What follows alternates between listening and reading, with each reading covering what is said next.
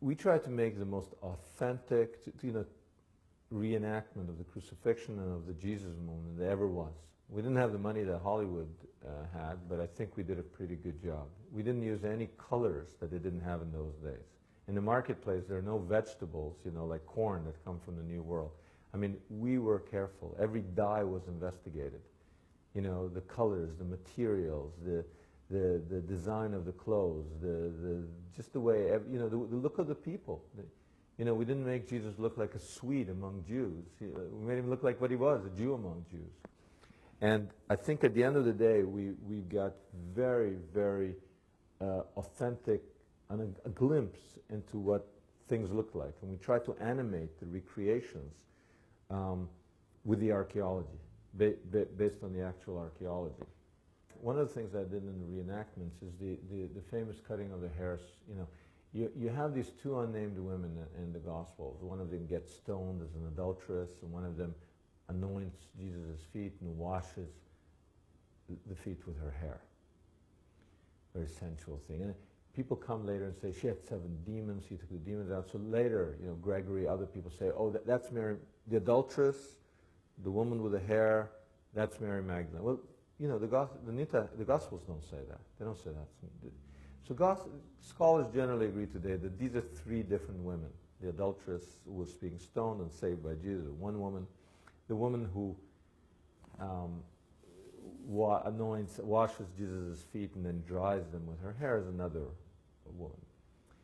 And when I reenacted that, I had to decide, how does she do this? Now, this is where people are unfamiliar with Jewish law and traditions can really get off base.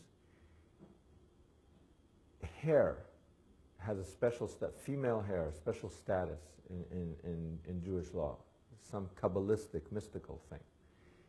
Until a woman is married, meaning until she, in essence, the presumption was she was chaste until she was married, and then, once she had sexual relations, she can have her hair uncovered. Once she's married, the hair has to be covered. Why? Well, one is to signify that she's married, she's taken.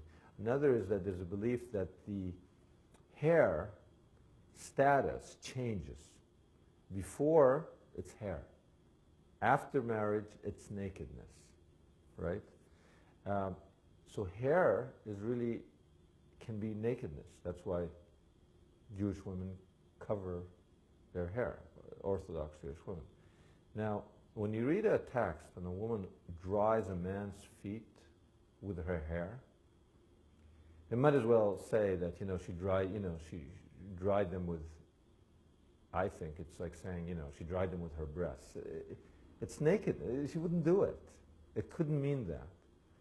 So what I did is actually had her cut her hair. See, cut hair has no status. It's just soft material. As long as it's connected to the person.